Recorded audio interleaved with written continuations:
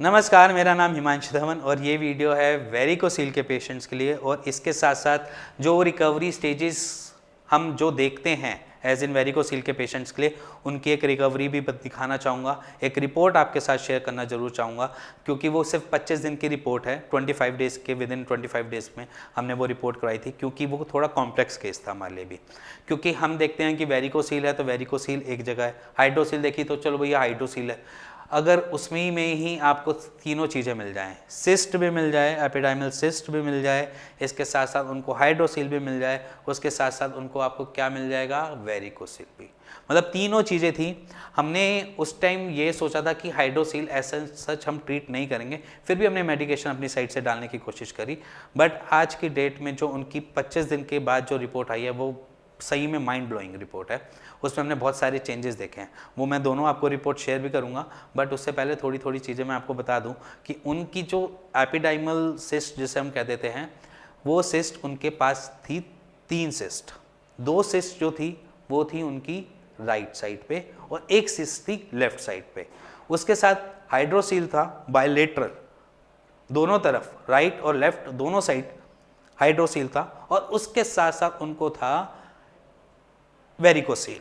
एक की 4 पॉइंट कुछ समथिंग mm में उनकी थी और एक था 3.7 mm के नियर बाय। मतलब बायलेटरल वेरिकोसील के साथ दोनों तरफ की वेन्स इतनी डायलेटेड थी, इतनी मोटी थी कि वो एक 4th ग्रेड में लाई करती थी और एक 5th ग्रेड में लाई करती थी, एज एन अगर ग्रेडिंग सिस्टम से देखा जाए तो।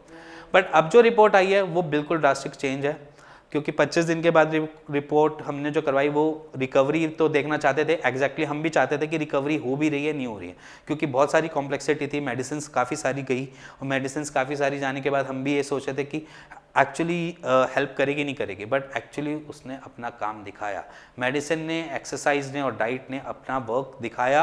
एज इन उनके रिपोर्ट में 25 डेज़ के अंदर ही ये रिजल्ट हमको देखने को मिल गया, जिसमें उनको क्या क्या मिला। उनकी एक सिस्ट लेफ्ट साइड वाली बिल्कुल खत्म हो गई, लेफ्ट साइड की सिस्ट बिल्कुल खत्म हो गई। जो 2 सिस्ट थी उनके साइज भी थोड़े थोड़े कम हुए, ठीक है। उसके बाद आ जाते हैं हाइड्रोसील पे। हाइड्रोसील पे क्या मिला हमें, हाइड्रोसील पे हमको मिल गया सिर्फ एक जगह की लेफ्ट साइड वाला हाइड्रोसील कवर हो गया, सिर्फ राइट साइड में हाइड्रोसील मिला, और वो भी मिनिमल। कि पहले हाइड्रोसील थोड़ा ज़्यादा दिखा रहा था बट अब मिनिमल, मतलब थोड़ा सा फ्लूइड कलेक्शन है, वो मे भी शायद नेक्स्ट मंथ तक वो भी चला जाए। उसके बाद हमें क्या मिला, वेरिकोसील।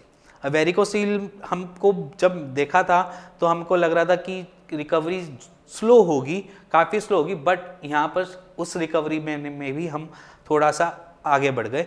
उनके जो दोनों है तो अभी भी बायलेटरल वेरिकोसील, बट दोनों का ही जो डायमीटर है या डायलेटेड वेन्स का जो डायमीटर है वो एज इन 2nd ग्रेड में लाई करता है। कुछ 3.3 mm है और कुछ 3.4 mm के नियर बाय आ रहे हैं या 3.2 mm के नियर बाय आ रहे हैं, जो हमारे लिए काफ़ी फेवरेबल है। अगर हम वेरिकोसील को देखे जाए तो हम ये सोचते हैं कि 1 महीने में हमारा पेन ठीक हो गया या 1 महीने बाद हमको हैवीनेस कम हो गई, हम ट्रीटमेंट लेना कम कर देते हैं या बंद कर देते हैं। क्योंकि हम पेशेंट्स देखते हैं तो बहुत सारे पेशेंट्स ये कहते हैं कि अब मैं ठीक हो गया हूँ, हमें को कोई दर्द नहीं है, हैंगिंग नहीं है, सारी चीज़ें नॉर्मल है, तो वो ट्रीटमेंट लेना बंद कर देते हैं। बट वो हमको ये नहीं प्रूफ करके पाते कि एक्चुअली में उनकी रिपोर्ट बता क्या रही है, क्योंकि रिपोर्ट वो करवाते ही नहीं है। अगर हम आपको कोई चीज़ कहते हैं कि आप रिपोर्ट्स करवाओ, रिपोर्ट्स हमारे लिए भी बेटर होती है, आपके लिए भी बेटर होती है।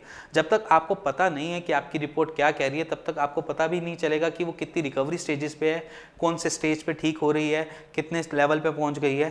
तो इसलिए मैं अपने हर एक पेशेंट को ये जरूर बोलता हूँ कि अपनी रिपोर्ट जरूर करवाओ विद इन 30 डेज में। चाहे आप ट्रीटमेंट कहीं से भी लो, चाहे आप इवन सर्जरी भी करवाओ, उसके बाद भी आप रिकवर होने के बाद 30 दिन के बाद एक USG स्कॉटम जरूर करवाओ या कलर डॉपलर स्कॉटम जरूर करवाओ, क्योंकि उससे आपको ये तो पता चलेगा कि आपकी वेन का साइज एक्चुअली ठीक हुआ है या नहीं हुआ। क्योंकि सर्जरी के बाद भी बहुत सारे पेशेंट्स आपको रिकमेंड ही नहीं करते कि आप एक बार USG करवा लो, क्योंकि हमारे पास पेशेंट आते हैं सर्जरी के बाद भी आते हैं और वो भी यही कहते हैं कि हमें तो डॉक्टर ने बोला ही नहीं कि आप एक बार USG करवा लो। ये तो हमको फिर से पेन हुआ, फिर वो हमारे पास आए, उन्होंने सीधा बोलते हैं कि हमारे पास यही ऑप्शन है सर्जरी, इसके बाद और कोई ऑप्शन ही नहीं है, एलोपैथिक में जाते हैं तो। बट आयुर्वेद में रिकवरी स्लो है, बट रिकवरी की जो अगर आप देखोगे रिकवरी की स्टेजेस वो डिपेंड टू डिपेंड हर बॉडी वेरी भी करता है। बट ऐसा नहीं है कि रिकवरी नहीं है, ऐसा बिल्कुल नहीं है कि उसमें कोई फ़र्क ही नहीं दिख रहा। रिकवरी स्लो मानते हैं। आप जहाँ पर लाख रुपए का या मान के चलिए 20-25 हज़ार रुपये की भी सर्जरी करवाते हैं कहीं ना कहीं, तो सर्जरी करवाने के बाद आप ये चेक करते हैं कि है या नहीं है। उसके बाद अगर आपको वेरिकोसिल निकल आता है तब भी तो आप ये सोचते हो ना कि क्या कहाँ का सर्जरी करवा ली, किधर सर्जरी करवा ली। बट हम तो आपको हैंड टू हैंड ये भी चीज़ डिक्लेयर करते हैं कि आपकी रिपोर्ट इतनी बेटर हो गई है, आपकी इतनी क्लियर हो चुकी है। इन सब चीज़ों को समझो। हम बेसिकली हम आपकी भी सेटिस्फेक्शन चाहते हैं कि आप कहाँ और किस लेवल पे सेटिस्फाई हो जाओ, क्योंकि अगर आप अपनी रिपोर्ट्स को देखो तो उसमें पता चलेगा कि एक्चुअल फिगर क्या आ रही है। और इसके बाद आप जैसे मेरी वीडियो सुनते हैं वैसे आप मेरे ख्याल से बहुत औरों के भी सुनते होंगे, अलग अलग व्यूज़ होते हैं। इसके साथ जो हमारे पास पेशेंट्स आते हैं उनके पास बहुत सारी कॉम्प्लेक्सिटीज़ बहुत अलग अलग होती हैं, जैसे कि वेरिकोसील के साथ ईडी की दिक्कत, इरेक्टाइल डिसफंक्शन की बहुत बड़ी मेजर दिक्कत, ये सारी जो थोड़ी थोड़ी छोटी मोटी बातें होती हैं।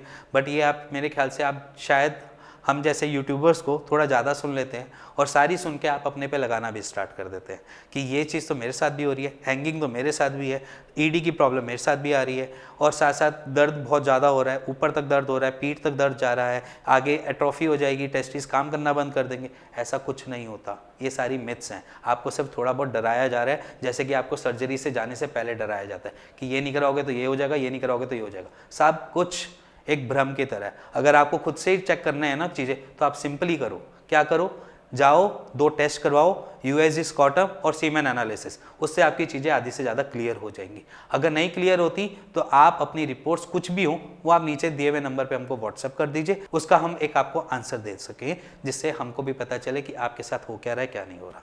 सिंपली आपने करना कुछ नहीं है, अगर जाओ अपनी 2 रिपोर्ट्स कराओ, सीमेन एनालिसिस और साथ में यूएसजी स्कॉटम, कि अगर आपको कुछ लग रहा है, डर है, अपने माइंड में किसी चीज़ का भी भ्रम है, तो आप सिंपली 2 चीज़ें कर लीजिए। और इसके बाद वेरिकोसिल से घबराने की ज़रूरत नहीं है। वेरिकोसिल आपकी लाइफ कहीं नहीं तबाह करता। जो सोच रहे हैं, कुछ ऐसे लोग हैं जो शादी से डर रहे हैं कॉज ऑफ वेरिकोसिल, कि शादी नहीं करेंगे क्योंकि वेरिकोसिल हो गया है, ऐसा कुछ नहीं है। वेरिकोसिल जरूरी नहीं है कि आपकी लाइफ डिस्ट्रॉय कर देगा, आपकी आने वाली लाइफ को डिस्ट्रॉय कर देगा। वेरिकोसिल सिर्फ आपके सिर्फ और सिर्फ स्पर्म काउंट लो करता है मैक्सिमम पेशेंट्स में। हाँ, कुछ रेयर केसेस हमने भी देखे जहाँ पर एट्रोफी आती है, बट जरूरी नहीं है सारे पेशेंट्स को एट्रोफी मिलती है। तो वेरिकोसिल से घबराना नहीं है, डरना नहीं है और उससे भागना भी नहीं है। उसको लड़ो, उससे फाइट करो और उसको जीत के भी दिखाओ, क्योंकि आसान है, जीतना आसान है। आपने कुछ नहीं करना, जैसा मैं बोलता हूँ वैसे करना है। इससे ज़्यादा मैं आपको कुछ नहीं बोलूँगा, सिर्फ 2 एक्सरसाइज इस वीडियो में तो जरूर बता के जाऊँगा, क्योंकि अगर आप पेन में हो और शायद ये वीडियो देख रहे हो तो आप जरूर करो कि, और नहीं भी हो पेन में तब भी जरूर करो, क्योंकि ये आपके ब्लड के सर्कुलेशन को सही रखेगा और आपके ब्लड की सप्लाई ढंग से पहुँचा पाएगा आपके टेस्टिकल्स में, जिससे आपको आने वाली फ्यूचर में कोई दिक्कत नहीं होगी। और फ्यूचर से दिक्कत से डरने की वजह से आप ये जरूर करना एक्सरसाइज, क्योंकि ये एक्सरसाइज आपको क्योर की तरफ ले जा सकती है। आपने कुछ नहीं करना, आपने सिंपली बेड के सहारे लेटना है और अपनी टांगों को अपवर्ड डायरेक्शन में ले जाना है और थोड़ी देर मस्त गाने सुन के सो जाओ। 15 मिनट सो जाओ, 20 मिनट सो जाओ। उसके बाद ऑटोमेटिकली आपकी खुद की ही रिस्पॉन्ड जो टेस्टिकल्स की हुए वो अच्छी हो जाएगी। जो आपको हैवीनेस होती है वो कम होगी, और जो आपको थोड़े थोड़े टाइम बाद, थोड़े थोड़े इंटरवल के बाद कभी कभी पेन हो जाता है या कभी 1-2 दिन के बाद पेन होता है, वो पेन की फ्रिक्वेंसी भी कम हो जाएगी। और अगर आपको कुछ समझ नहीं आ रहा अपने वेरिकोसील के बारे में या हाइड्रोसील के बारे में, या इवन आपको अपनी इनफर्टिलिटी के रिगार्डिंग कुछ पूछना है, जानना है, समझना है, तो आप नीचे दिए हुए नंबर पे मेरे को व्हाट्सएप कर सकते हैं और अपनी रिपोर्ट्स हमारे साथ शेयर कर सकते हैं, या इवन आप सिर्फ कॉल भी कर सकते हैं। कॉल करके हमारे डॉक्टर या मेरी टीम से बात भी कर सकते हैं। और अगर आपको ये वीडियो पसंद आई हो, थोड़ी समझ आई हो और थोड़ी मिथ से थोड़ी सी बाहर थोड़े निकले हो, तो please like share bell icon दबा दीजिएगा। Thank you and thank you.